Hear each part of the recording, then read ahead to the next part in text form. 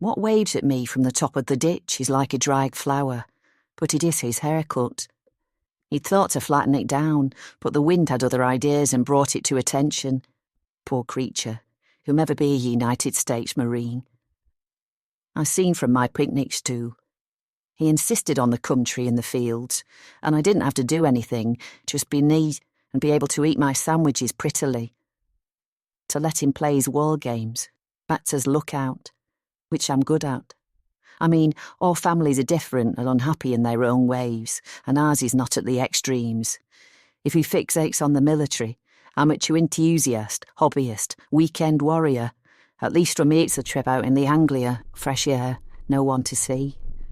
Sheer hilarity is not on the agenda, but the gentle, fond, amused smile occasionally, just how I like it. Behind every Supreme Commander General is a wife. His camouflage is taken from my makeup box, dermatologically tested and sensitive to combination skin, since his T-zone's greasy but his cheeks are dry, and heavy mineral sunscreen might irritate his pie. I bought him green La Roche-Posay factor 50, and the black-tinted cream for under eyes. He crouches in his improvised trench with fatigues, pretends that the Germans are the threat, or the Koreans. I get it's wise to join a society to share things.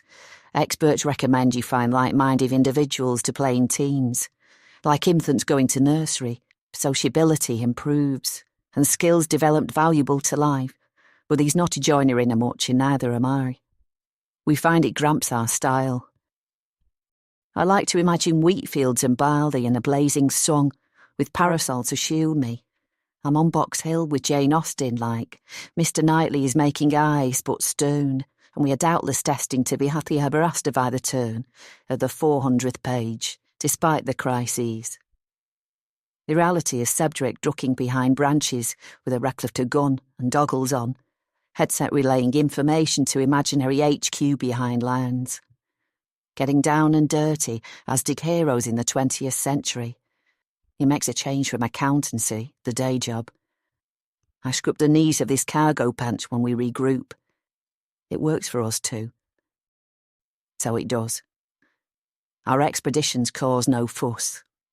The closest we got was an irate farmer once, and popgun went off and it scared the sheep. We explained it was a false discharge and breach of firearm discipline, and he'd be court-martialed. I think the farmer understood where we were coming from.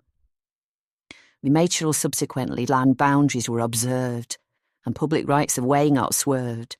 We closed gates after us, observed the country code.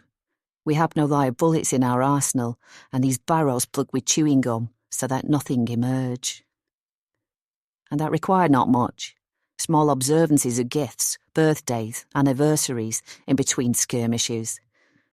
The husband dressed up how he lost, to slate the thirst of the inaction adventurer, boy reading comics in his youth, while the rest of adulthood, he's sober-suited, box of uniforms closed, military historians consulted in weighty tomes, but no grenades at home.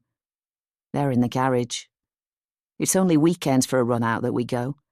Pork pie hats replaced by earpiece for instructions, and extensively dug fortifications of enemy defensive holes to breach. He's seen flushing the cheeks in anticipation of the thrill.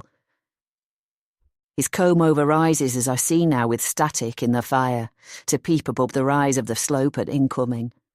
It's like fingerbobs slapping on the telly. Bobby Charlton celebrating 1966 World Club. A dog? I resist the urge to wave and shout, "Is that you, my love? Hiya." For that would bring delusions crashing somewhat, wouldn't they? Destroy all suspension of disbelief. The thought, if this is a soldier, I'll eat my hat. The weekdays do for that.